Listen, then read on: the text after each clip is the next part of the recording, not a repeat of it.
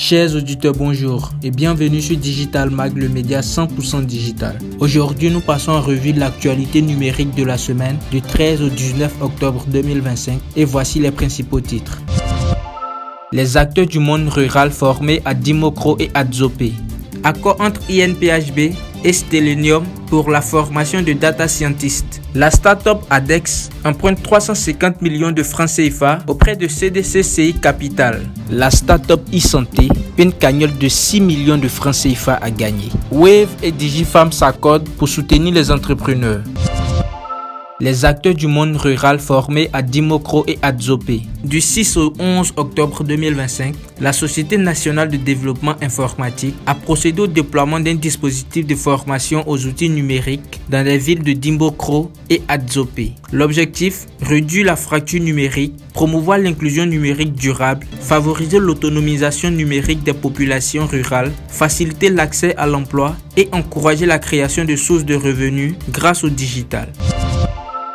Accord entre INPHB et Stellenium pour la formation de data scientists. L'Institut national polytechnique Houphouët-Boigny et l'Institut Stellenium ont signé un mémorandum d'entente pour un programme de formation de data scientists, ingénieurs et responsables de gouvernance technologique le 10 octobre 2025. Cette convention vise à former une nouvelle génération de talents en IA, renforcer l'attractivité du marché du travail, réduire la dépendance aux fournisseurs étrangers et sécuriser les données nationales.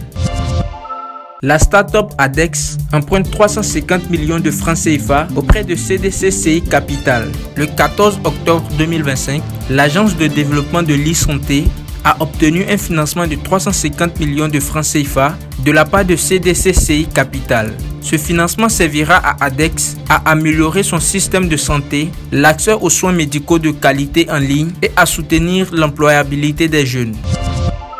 La start-up e-santé, une cagnotte de 6 millions de francs CFA à gagner. La conférence internationale des ministères de la Santé et des TIC, en collaboration avec le ministère de la Santé et le ministère de la Transition numérique et de la digitalisation, a organisé un concours pour les start-up d'e-santé. Les inscriptions ont commencé depuis le 8 octobre et prennent fin le 15 janvier 2025. Le gagnant de ce concours repartira avec une somme de 6 millions de francs CFA.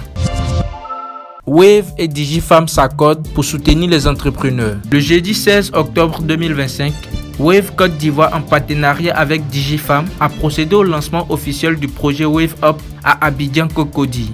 Ce projet vise à accompagner les entrepreneurs pour transformer leurs activités et les rendre plus stables, rentables et intégrés au système économique formel.